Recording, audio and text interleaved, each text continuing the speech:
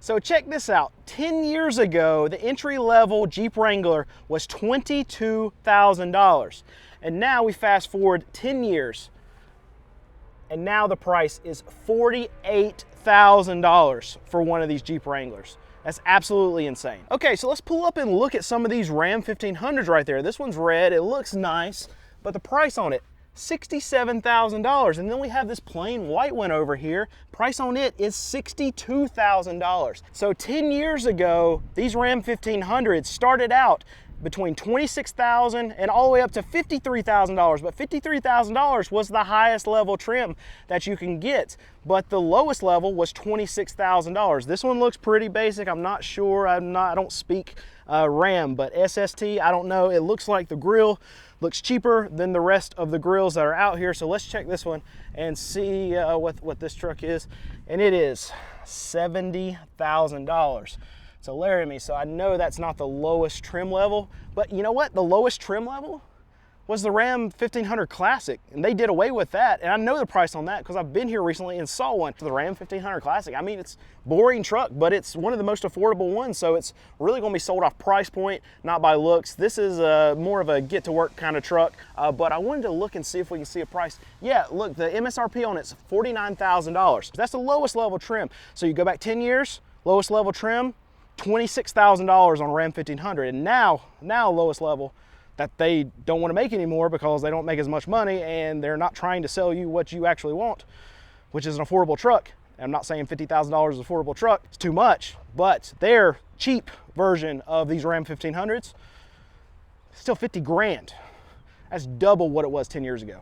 Wages have not gone up by double in 10 years. So here's the thing, all these trucks that are stacking up here at these dealers' lots, they're costing people their jobs. If these dealers can't move the metal, guess what? Production has to get cut. And when production gets cut, then workers lose their jobs. Layoffs coming to employees working here in Sterling Heights. And they have tons and tons and tons of these Rams just sitting everywhere.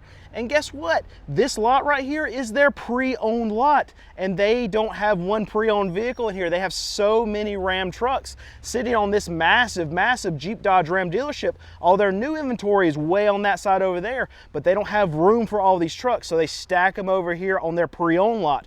This is becoming a massive problem for Stellantis. Stellantis is laying off workers as a, quote, necessary action, they're saying. And even GM, in my opinion, is doing the best of the big three here in the US between GM, Ford, Stellantis. I feel like GM is actually, they've handled production better than any of the other automakers that are dealing with these big trucks. Their dealers don't seem to be as overrun as these Stellantis dealers, as these Ford dealers with the F-150s. But even them, they're having some problems with production and they have to do layoffs. They just announced that they're going to do a wave of layoffs and it's going to include about 2,000 people. Starting this November, General Motors is putting over 1,400 people out of work. So Ford CEO made $26.5 million last year. Oh, and the CEO of Stellantis, see, last year he made right at $38.5 million. Let me say that again. $38.5 million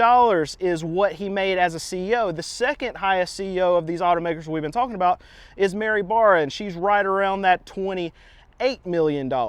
So for the worst CEO, in my opinion, of the bunch, running the company into the ground, the most of the bunch is making by far the most money of all three of the CEOs that we've been talking about today. And Stellantis, just a heads up, look, if you're looking for somebody to run your company in the ground, just give me a call. Like, I'll do it for like a third of what you're paying that dude, and you know, I can do it faster. So if that's what you're looking for, please give me a call. My email's down in the description. Oh, and here we go. I found them. They hid their ugly ducklings back here at the back. There's their service department back here.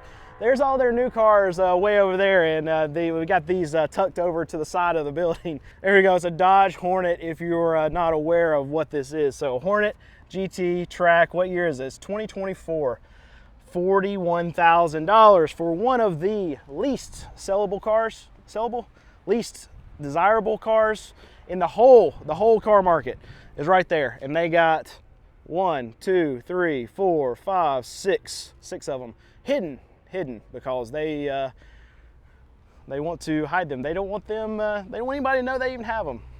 You don't want them, so why would you even want to look at, yeah, let's take up a space, let's not take up a space for a Charger or a Challenger or a Wrangler or a 1500, because those you might, maybe, you probably don't want those either, but you want that more than you want those, so let's just hide these. Check this out. This is what I continue to see at all these Jeep, Dodge, Ram dealerships that I go to, is that you just see rows and rows. And in this case, we have a very, very big lot, and they have tons and tons of Jeep Grand Cherokees, and then they have tons of Wagoneers and Grand Wagoneers down there. Lots of money sitting on their floor plan, lots of interest that they have to pay. And really, this is a big reason why a lot of these dealerships are blaming a lot of these problems on the CEO, because this is the direction right here.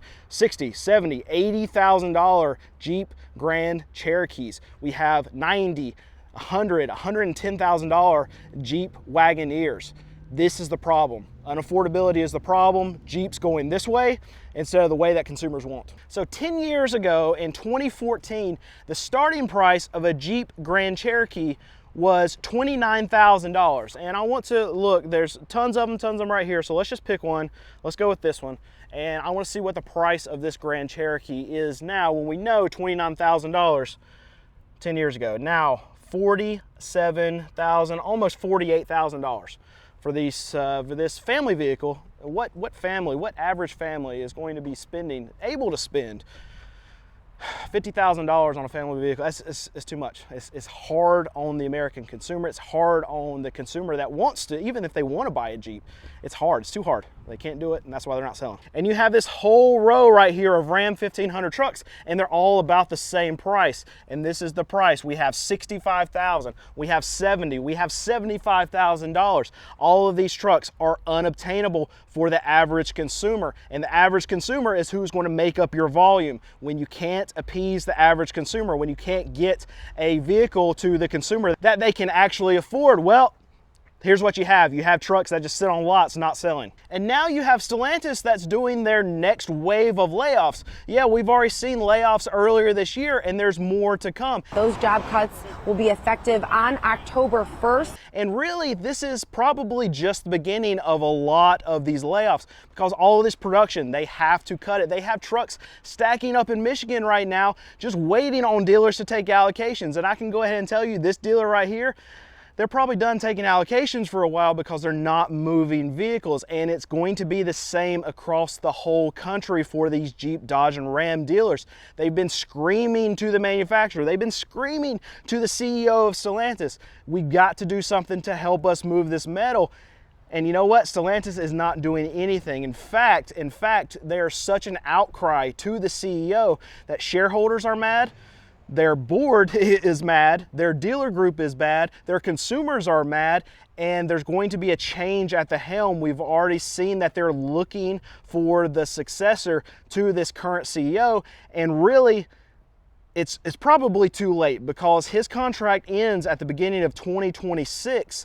And they're not going to renew it. They're saying this, they're not coming out and saying that he's just out, but they're announcing that they're looking for his successor. They're even bringing him in to say, okay, help us find your successor. They're telling him directly, you're pretty much done here, because we do not like the direction that we're going, and the dealers don't like the direction that you're going. The shareholders don't like the direction that you're going. Consumers aren't buying the direction that you're going. Everything is wrong about Stellantis right now, and they have to change, and the change comes from the top down. And it's not just Stellantis that's cutting production. You have GM now that's cutting production of their Malibus, and we've seen this from a lot of these automakers, specifically the big three, is that they're getting away from these more affordable four-door sedans and putting their production into these big high-margin products. And because of this, GM is going to be laying off workers, because this offering of this Malibu, this more affordable vehicle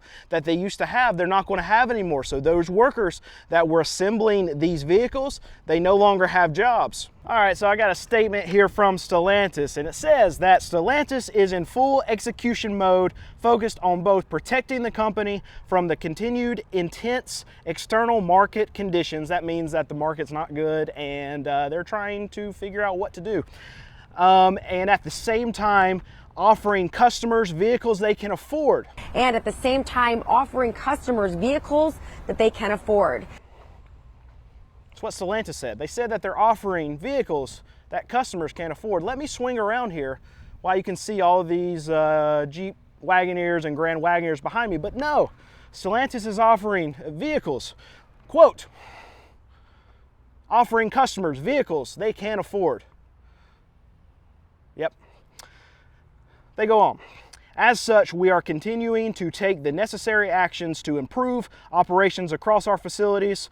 This includes ongoing assessments of our manufacturing processes to improve efficiency. Efficiency means they're going to get leaner. They're going to get production to where it doesn't cost so much. Guess what that means? That means fewer workers. While the effort continues, the company will be implementing indefinite layoffs of represented employees across its footprint. Exactly what I just said. Laying off people, becoming more efficient, becoming leaner because they're not making as much money. And no one's buying these things. They have to cut production. People have to lose their job. It's unfortunate level of worker destruction, company destruction, and now at this point CEO destruction, because dude's not gonna last. 2026, I bet a lot of the workers they got a calendar just counting down the days. All right, let's do our Wagoneer count. So we got 1, 2, 3, 4, 5, 6, 7, 8, 9, 10, 11, 12, 13, 14, 15, 16, 17, 18, 19, 20. And that's just right here. I'm not sure if they have any down there, but 20, and at an average of what, $90,000? That's $1.8 million. Yes, I can do math. $1.8 million. It'd be funny if that's actually wrong. I think it's right. $1.8 million in Wagoneers sitting on this lot. That's a lot of interest. And here you go. This is the Jeep Wagoneer. This is not the Grand Wagoneer, so this is not the most expensive of the bunch. But this one right here is $86,000. 2024 model L Series. Crazy. That's a big vehicle. That's a lot of money though. And I actually just talked to one of the guys that works here, and he does commercial, and he says that really the retail side right now across multiple dealerships that they're dealing with, they're really struggling right now. What's really holding them up, and this is what we've seen in the market, is the commercial side. So they've got like these work vans over here. They got some work trucks. Those are the things that are actually helping these dealerships out right now and helping these manufacturers. And we've seen that the numbers maybe have gotten a little bit weaker on the commercial side. So this profit center that a lot of these manufacturers have really leaned on over the last 6, 8, 12 months is something that's getting just a little bit weaker, but he still said the commercial side strong, and really it's what's keeping this dealership right here. It's what's making their money for them as far as sales go. So good thing to look. And he's being realistic about it. It's hard. Nobody's got any money. That's the biggest thing he said. Nobody's got any money, and who's got the money? These businesses, but consumers, they're out. And when you have automakers lean into these high margin, very expensive trucks, these SUVs, well, what happens? Well, you take consumers out of the market, and what it really hurts is it hurts these dealers, because then these dealers, they can't move the metal. I mean, look all around behind me, and then down there on that lot, they are filled to the brim because they're not moving cars right now. So because automakers are leaning into these more expensive vehicles, consumers aren't buying them. If consumers aren't buying them, production has to get cut. And when your production gets cut, that's when all these layoffs happen, and it's happening across the big three. And it's because they're leaning into profit margin and not into what consumers actually want. Oh, and I counted all those Wagoneers were down there at the end, and here's one more. So at least 21 that I've been able to find on this lot. High margin products, well, what does that happen? And here you go. This is the Dreet. And it's because they're leaving. And it's not just Stellantis that's having problems with production. And nope,